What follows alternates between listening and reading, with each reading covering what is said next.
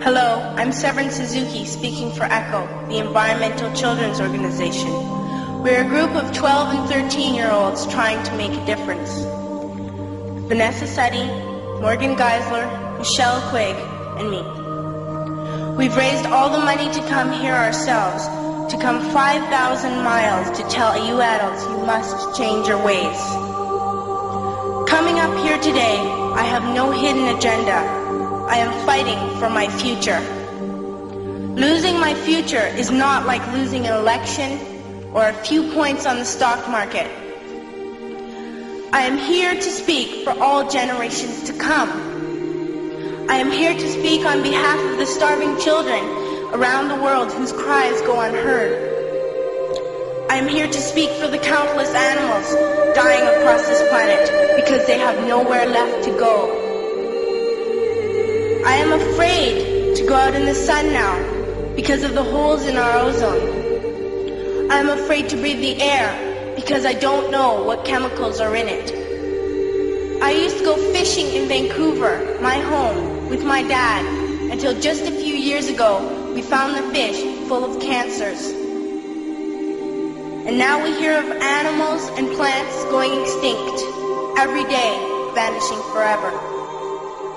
In my life, I have dreamt of seeing the great herds of wild animals, jungles and rainforests full of birds and butterflies. But now I wonder if they will even exist for my children to see. Did you have to worry of these things when you were my age? All this is happening before our eyes, and yet we act as if we have all the time we want and all the solutions. I'm only a child and I don't have all the solutions. But I want you to realize neither do you. You don't know how to fix the holes in our ozone layer. You don't know how to bring the salmon back up a dead stream. You don't know how to bring back an animal now extinct. And you can't bring back the forest that once grew where there is now a desert. If you don't know how to fix it, please stop breaking it. Here, you may be delegates of your government, business people, organizers, reporters, or politicians, but really, your mothers and fathers, sisters and brothers, aunts and uncles, and all of you are someone's child. I'm only a child, yet I know we are all part of a family, 5 billion strong, in fact, 30 million species strong. And borders and governments will never change that. I'm only a child, yet I know we are all in this together and should act as one single world towards one single goal. In my anger, I am not blind, and in my fear, I am not afraid of telling the world how I feel. In my country, we make so much waste. We buy and throw away, and yet northern countries will not share with the needy. Even when we have more than enough, we are afraid to share. We are afraid to let go of some of our wealth. In Canada, we live the privileged life, with plenty of food, water, and shelter. We have watches, bicycles, computers, and television sets. The list could go on for 2 days.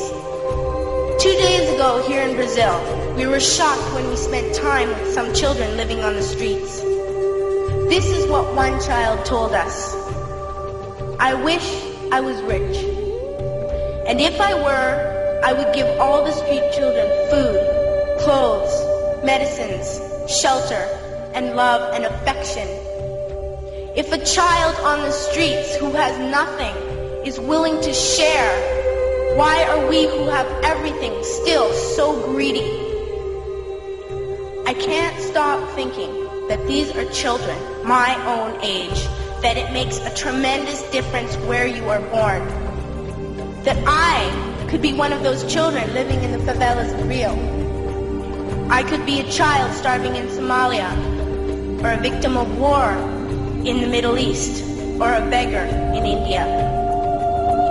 I am only a child, yet I know if all the money spent on war was spent on finding environmental answers, ending poverty, and finding treaties what a wonderful place this earth would be. At school, even in kindergarten, you teach us how to behave in the world. You teach us not to fight with others, to work things out, to respect others, to clean up our mess, not to hurt other creatures, to share, not be greedy. Then why do you go out and do the things you tell us not to do? Do not forget why you are attending these conferences, who you're doing this for. We are your own children. You are deciding what kind of world we are growing up in. Parents should be able to comfort their children by saying, everything's going to be all right. It's not the end of the world, and we're doing the best we can. But I don't think you can say that to us anymore. Are we even on your list of priorities? My dad always says, you are what you do, not what you say. Well, what you do makes me cry at night. You grown-ups say you love us, but I challenge you, please, make your actions reflect your words. Thank you.